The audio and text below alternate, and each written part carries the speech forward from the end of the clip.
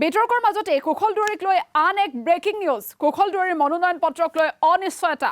কাজিৰঙাত সংঘটিত ঘটনাক লৈ অখিল গগৈয়ে কৰিছিল অভিযোগ। নিৰ্বাচন আয়োগে পুনৰীক্ষণ কৰিছে অখিল গগৈৰ অভিযোগ। শিৱসাগৰ সমষ্টিৰ বিজেপি প্ৰাৰ্থী হৈছে কুশল দুৱাৰী। আমি পুনৰবাৰ দৰ্শকসকলক এই মুহূৰ্তত জনাইছো শিৱসাগৰ সমষ্টিৰ যিগৰাকী প্ৰাৰ্থী বিজেপিৰ কুশল দুৱাৰী, তেওঁক লৈ আন এক ব্ৰেকিং নিউজ আমাৰ হাতত আহি পৰিছে। কুশল দুৱাৰীৰ মনোনয়ন পত্ৰক লৈ অনিশ্চয়তা আহি পৰিছে। কাজিৰঙাত সংঘটিত ঘটনাক লৈ অখিল গগৈয়ে অভিযোগ উত্থাপন কৰিছিল আৰু নিৰ্বাচন আয়োগে পুনৰীক্ষণ কৰিছে অখিল গগৈৰ সেই অভিযোগ। শিৱসাগৰ সমষ্টিৰ বিজেপি প্ৰাৰ্থী হৈছে কুশল দুৱাৰী।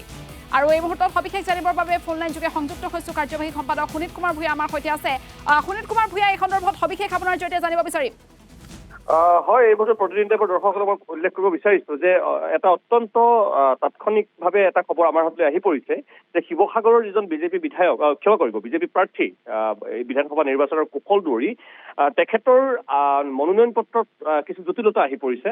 আৰু এই গোটেই বিষয়টোক লৈ পেলাই নিৰ্বাচন আয়োগক আপত্তি দৰ্শাইছিল ৰাইজৰ দলৰ প্ৰাৰ্থী তাৰ সভাপতি তথা বিধায়ক অখিল গগৈয়ে। কথাখিনি এনেকুৱা ধৰণৰ যে আমি জানো যে 2010 চনত তেতিয়া সম্ভৱতঃ কুশল দুৱাৰী বিধায়কে হৈ আছিল। বোকাখাটৰ বিধায়ক জিতেন গগৈ আৰু তেতিয়া থাওৰাৰ বিধায়ক আছিল কুশল দুৱাৰী। তেওঁলোকে কাজিৰঙা ৰাষ্ট্ৰীয় উদ্যানত নীতিবহিৰ্ভূতভাৱে প্ৰৱেশ কৰিছিল আৰু তাত তেওঁলোকে বন্দুক ফুটাইছিল, গুলী চালনা কৰিছিল। আৰু এই খবৰটো সেই সময়ত যথেষ্ট ৰাজ্যজুৰি তোলপাৰ সৃষ্টি কৰিছিল, কাৰণ জিতেন গগৈ সেইটো সময়ত বোকাখাটৰ বিধায়ক আছিল, কুশল দুৱাৰী থাওৰাৰ বিধায়ক আছিল। আৰু তেওঁলোকে কেনেকৈ কাজিৰঙা ৰাষ্ট্ৰীয় উদ্যানৰ ভিতৰত নীতিবহিৰ্ভূতভাৱে প্ৰৱেশ কৰি তাত বন্দুক ফুটাব পাৰিলে, অস্ত্ৰ চালনা কৰিব পাৰিলে, এই ধৰণে বিভিন্ন ধৰণৰ কথা বতৰাবিলাক চৰ্চা চলিছিল। আৰু সেই সময়তে গোচৰ ৰুজু হৈছিল। মই উল্লেখ কৰিব বিচাৰিছো কেছ নম্বৰ 130/2010। এই গোচৰ নম্বৰ ৰুজু হৈছিল আৰু তাৰ পিছত ৰায়দান কৰিছিল এডিচনেল ছেছন জাজ গোলাঘাটৰ পৰা 2 বছৰ কনভিকশ্যন কৰা হৈছিল কুশল দুৱাৰীক।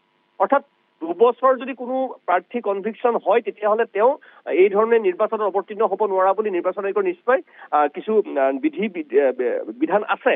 আৰু তাৰপিছত এই গোটেই কেছটোৱে ৱাইল্ড লাইফ প্ৰটেকশ্যন এক্ট 1972 এই ধাৰা ভংগ কৰা বুলি আবেদন কৰিছিল অখিল গগৈয়ে। আৰু সেইমতে এই মুহূৰ্তত মই উল্লেখ কৰিব বিচাৰিছো যে অখিল গগৈয়ে আবেদন পত্ৰ বা অভিযোগ পত্ৰ প্ৰেৰণ কৰিছিল নিৰ্বাচন আয়োগলৈ গৈ।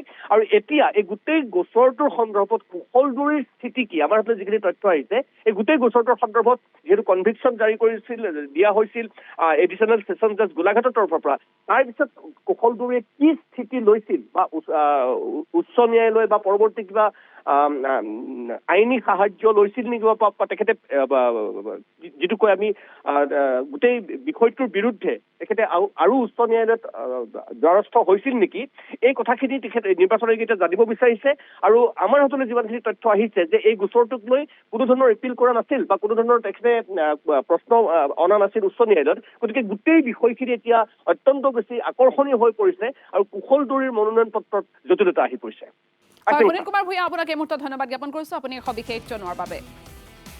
আমি পুনৰবাৰ দৰ্শকসকলক এই মুহূৰ্তত জনাইছোঁ কুশল দুৱাৰীক লৈ আন এক ব্ৰেকিং নিউজ আমাৰ হাতত আহি পৰিছে। কুশল দুৱাৰীৰ মনোনয়ন পত্ৰক লৈ অনিশ্চয়তা আহি পৰিছে। কাজিৰঙাত সংঘটিত এক ঘটনাক লৈ অখিল গগৈয়ে অভিযোগ উত্থাপন কৰিছিল আৰু নিৰ্বাচন আয়োগে অখিল গগৈয়ে যি অভিযোগ উত্থাপন কৰিছিল সেই সন্দৰ্ভত পুনৰীক্ষণ কৰিছে। আমি ইতিমধ্যে জনাইছোঁ যে শিৱসাগৰ সমষ্টিৰ বিজেপি প্ৰাৰ্থী হৈছে কুশল দুৱাৰী।